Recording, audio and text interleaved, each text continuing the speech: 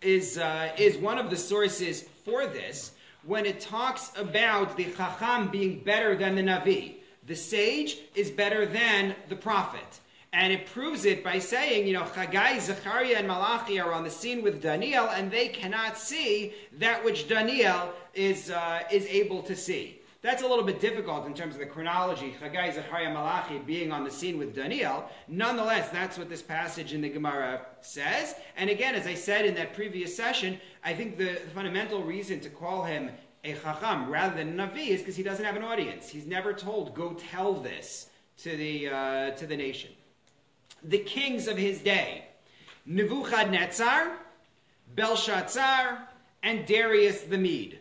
Nebuchadnezzar being the brutal destroyer of the Beis HaMikdash, who is depicted here in this book as being incredibly murderously cruel. In the beginning of the book, in chapter 2, we find that he has a dream, and the dream is frightening to him. And so he summons his staff, and he says, here's the story. I had a dream. Your job is to tell me what I dreamed and what it meant. And if you don't, I will cut you up into small pieces. That's not an exaggeration. That's actually what he says. Right? What I dreamed and what it meant.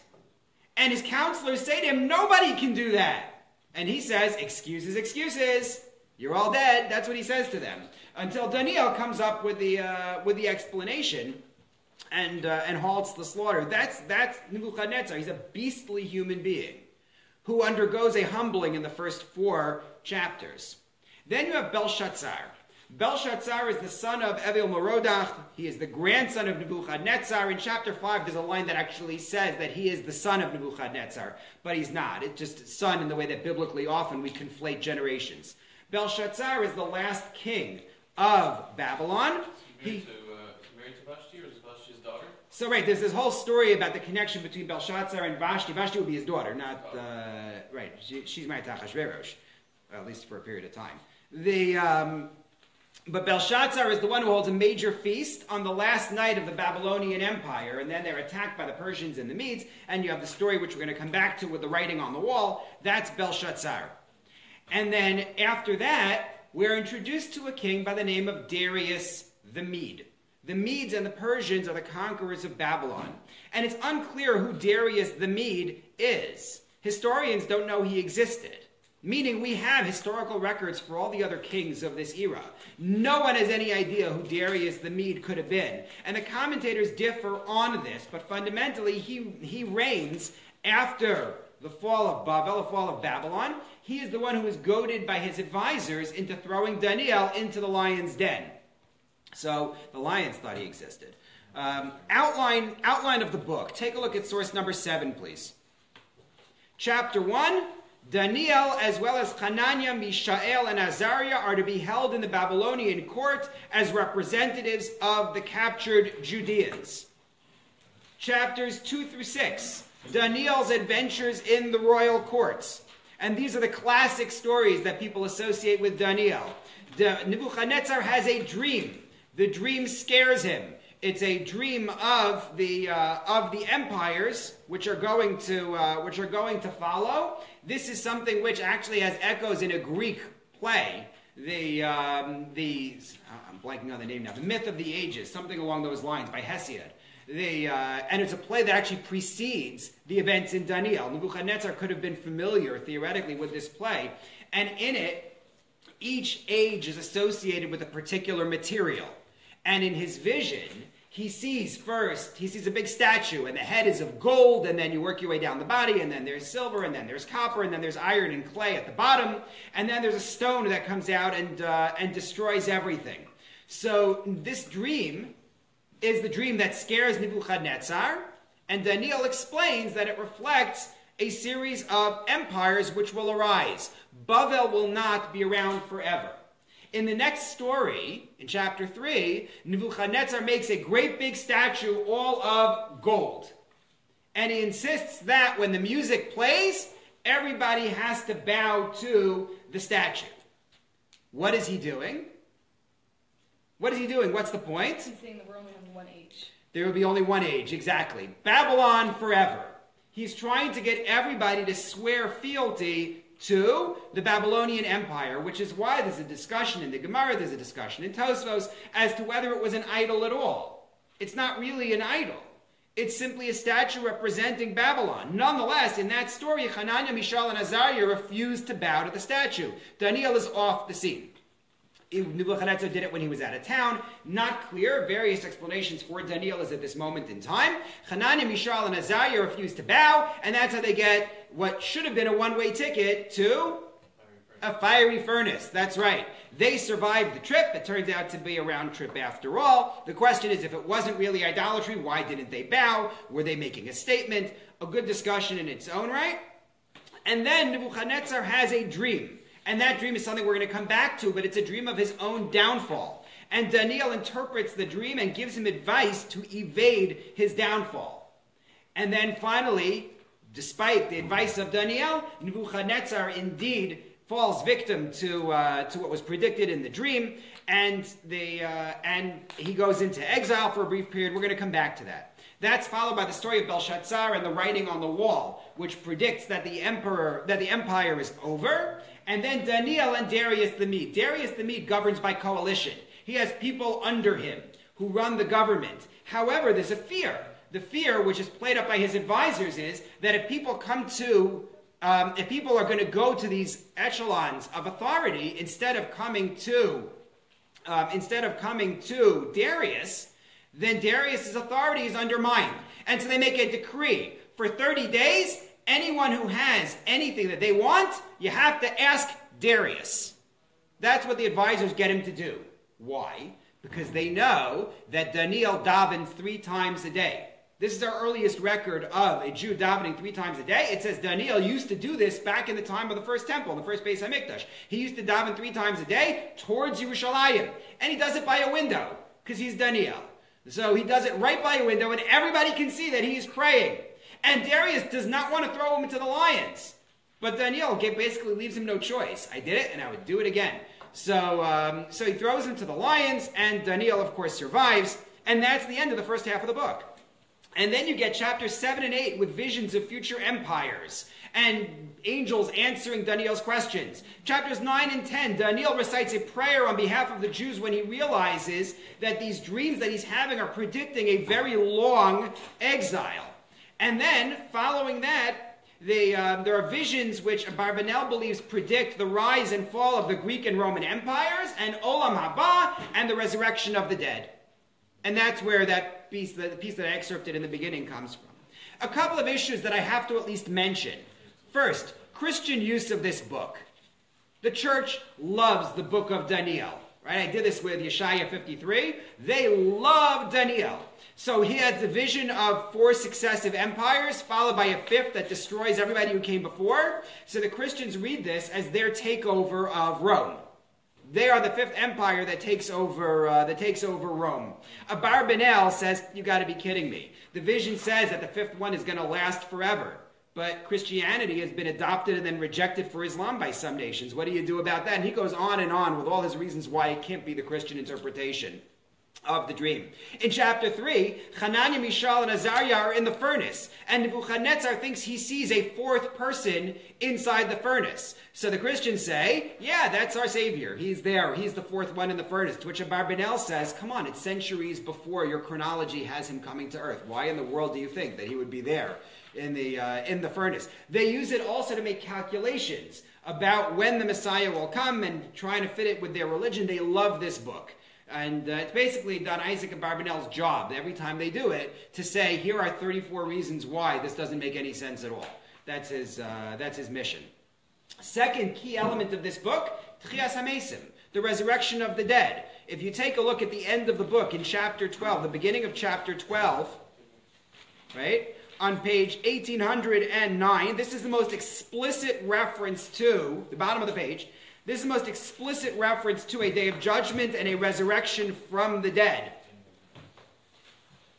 Many of those who sleep in the dusty earth will awaken, these for everlasting life, and these for shame, for everlasting abhorrence, and so on. It's the prediction of Tchias HaMesim. And the use of this book to predict Mashiach. Jews have done this forever. Abarbanel did it. Even though the Gemara says that you're not supposed to predict the future, he said, yeah, that's when the future was far away. But now, it's here. Mashiach is here. He believed that the prediction in the book was that Mashiach was going to come in the year 1503. Oops, didn't come. Okay, I got it wrong. It was 1504. No, 1505. And then finally he gave up. But what he was basing himself on was fascinating. It's chapter 8, sentence 14. You'll see what he's basing himself on. Chapter 8, sentence 14. The angel says to him, until nightfall, morning, 2,300. Now you look at that and say, oh, that's clearly 1502. No. What he's saying is this. Erev, evening, is a period of darkness and confusion and wasteland. And then Boker is levaker, to examine. Bikur cholim, to look after the needs of the sick. Levaker bechalo, and so on. So Boker is examination by shining light. He says evening and morning is exile followed by redemption. And the years, he says, start with the split of Yehuda and Yisrael, which he dates to the year 2965. The splitting of the northern and the southern kingdom is where this starts. And then he says, count forward 2,300 years, and that gets you to the year 1503. Because in the year 1503, we will reunite under the rule of Mashiach ben David, the house of David. The two kingdoms are again united, and that's when we will be redeemed. That was his idea, which he published. And then he had to, try to update every year until he gave up. He said, maybe they were right. I shouldn't calculate. Okay. When was Shabtai Tzvi? Shabtai Tzvi would not be for another 160 years after that. 1660s. Okay. So, in my introductory video on Daniel, when we were promoting Tanach in a day, I talked about how Daniel stood apart from the Babylonians. How in chapter 1, he rejects the king's food. He says, I am not your pet, eating from the king's table. Without a doubt, Daniel does not view Babylon as home.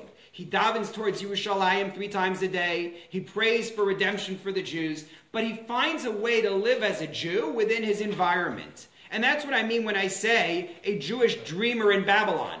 Not the literal dreams of the second half of the book, but the metaphorical dream of the first half in which he functions as part of Nebuchadnezzar's court, and he contributes despite his discomfort. And here we get to the story that begins at the end of chapter 3 and runs into chapter 4. This is the story of Nebuchadnezzar's second dream. If you look at the end of chapter 3, you want page 1785. Nebuchadnezzar writes a letter to go throughout the empire to tell people about what happened to him.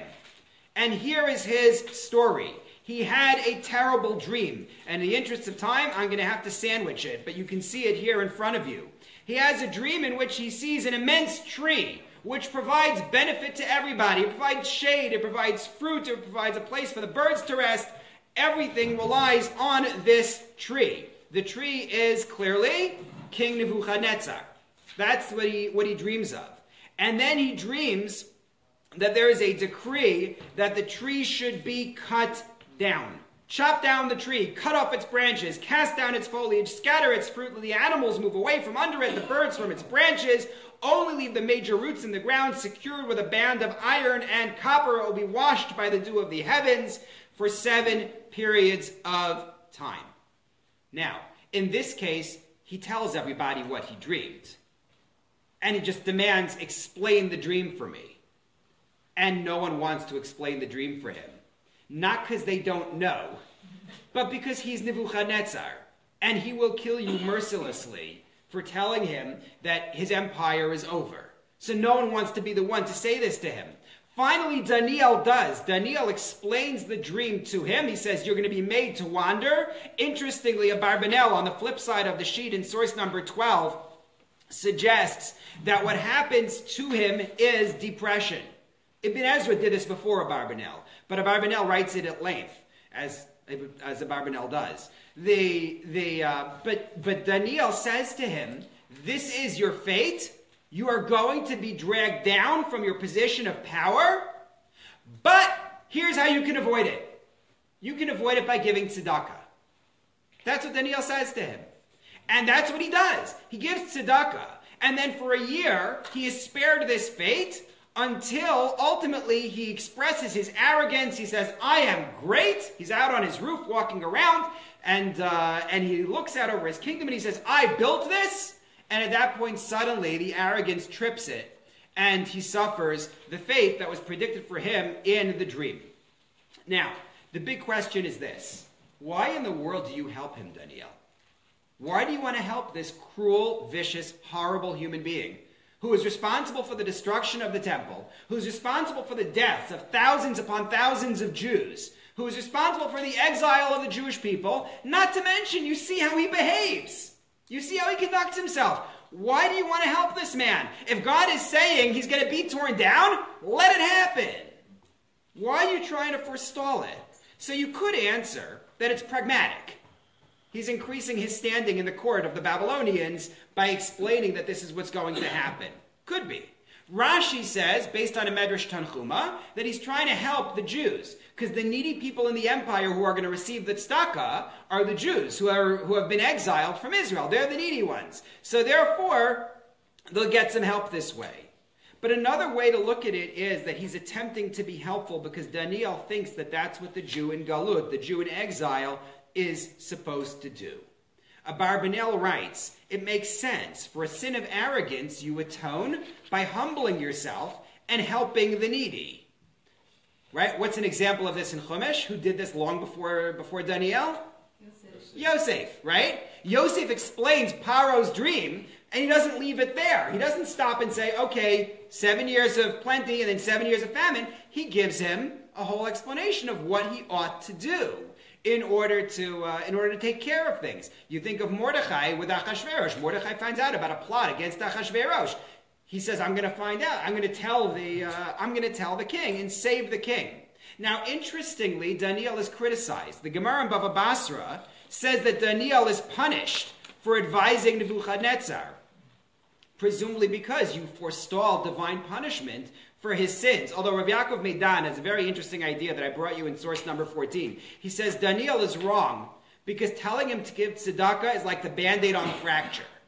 Right? Meaning, you can't just give tzedakah as a means of righting all your wrongs, Nebuchadnezzar. This doesn't make you a good person now. He hasn't really done tshuva. He hasn't really repented. But I think what we get here, and I said it briefly because, time's running and we have to start Ezra and Nehemiah shortly. But I think this gives us a lot to think about in our own day and our own position.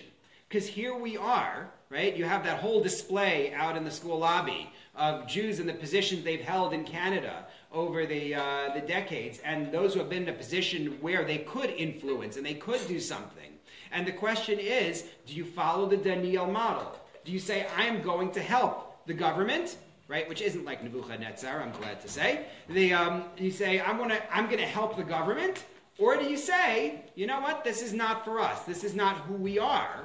We should be more like the Gemara is here and say, you're not supposed to assist the throne. It's a very interesting question, which I think Daniel puts before us. So to go to my last question for Daniel, and then we'll start Ezra and Nehemiah.